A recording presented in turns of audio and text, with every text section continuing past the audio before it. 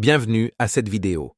Il s'agit de l'évaluation de l'unité 4. Nous allons lire et comprendre un texte argumentatif intitulé « Le vent ». Notre objectif principal sera de lire et comprendre ce texte avec précision, tout en mettant l'accent sur l'articulation et la prosodie lors de la lecture à haute voix. Préparez-vous à être emporté par les mots et à découvrir la puissance évocatrice du vent dans notre évaluation d'aujourd'hui. Allons-y, le vent. Le vent, c'est gratuit. Depuis l'Antiquité, les hommes l'ont bien compris. Ils ont construit des moulins à vent afin de pomper l'eau des puits et de moudre le grain. Aujourd'hui, les moulins ont disparu, remplacés par les éoliennes qui produisent de l'électricité. Les meilleurs sites, eux, sont toujours les mêmes, les bords de mer et les collines. Le vent y est plus fort et plus régulier qu'ailleurs. Mais le vent présente un gros inconvénient. Il ne souffle que certains jours et à certaines heures. Si l'on ne compte que sur lui, on se retrouve vite sans électricité. La solution ? Stocker l'électricité à l'aide de batteries ou associer l'éolienne à un moteur fonctionnant au fioul et fabriquant du courant utilisé quand il n'y a pas de vent.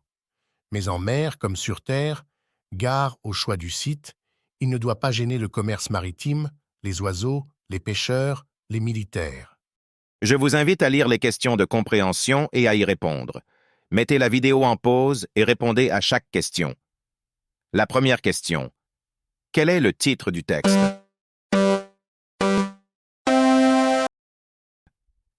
Le titre du texte est Le vent. La deuxième question. D'où est-il extrait?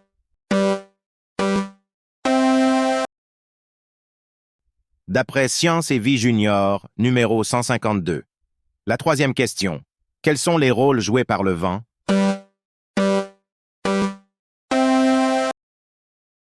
Il fait tourner les éoliennes.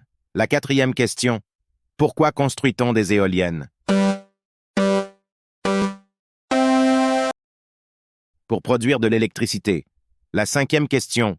Où les construit-on? Les bords de mer et les collines.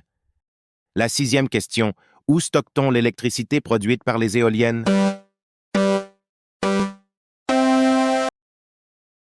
Dans des batteries. La septième question. Quel est l'inconvénient du vent?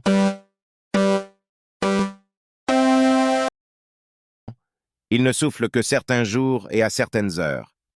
Que cette vidéo vous plaise et vous aide à améliorer vos compétences de lecture et de communication et vous guide dans votre apprentissage continu. Merci à tous pour votre engagement et votre participation et continuons à progresser ensemble dans notre parcours d'apprentissage. Vous pouvez télécharger le fichier de réponse qui se trouve dans la description de la vidéo.